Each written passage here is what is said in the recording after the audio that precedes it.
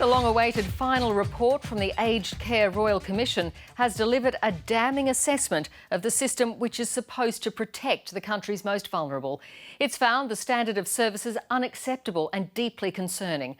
As Jane Norman reports, solving the problems is likely to run into the billions of dollars. More than 2 years of hearings. There's just that feeling that this isn't a proper life. And harrowing stories among thousands of submissions. Mum began sobbing and saying, "I wish I was out of it." And this broke my heart. Have produced an 8-volume report and one damning conclusion. Substandard care and abuse pervades the aged care system, one besieged by neglect.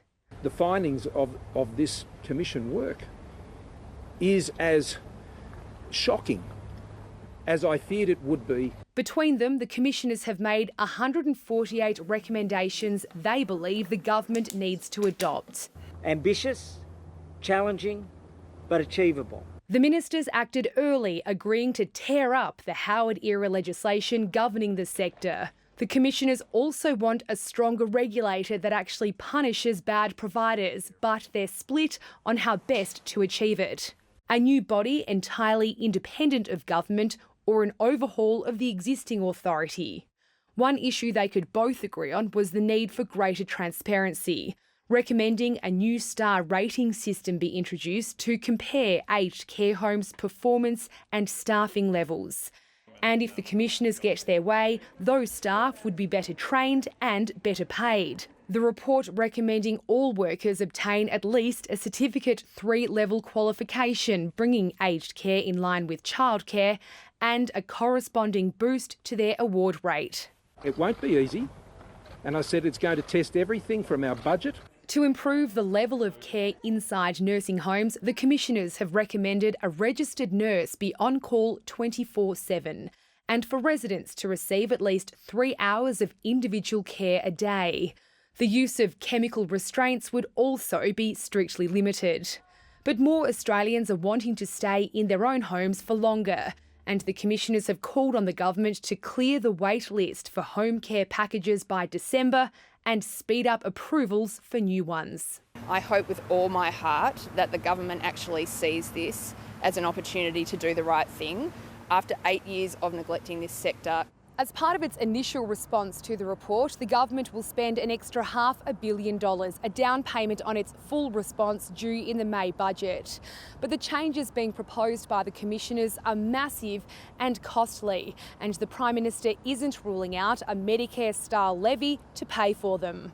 Jane Norman, ABC News, Canberra. The release of the Royal Commission's final report has been eagerly awaited by the many families who've experienced the failures of aged care firsthand. Social Affairs correspondent Norman Hamont reports. For the Poloni family, the memories of father and husband Ernie's time in aged care are still raw. In 2019, concerned about his care, they put a hidden camera in his room. The treatment they recorded shocked them. They moved Ernie out of this nursing home to another, where he passed away.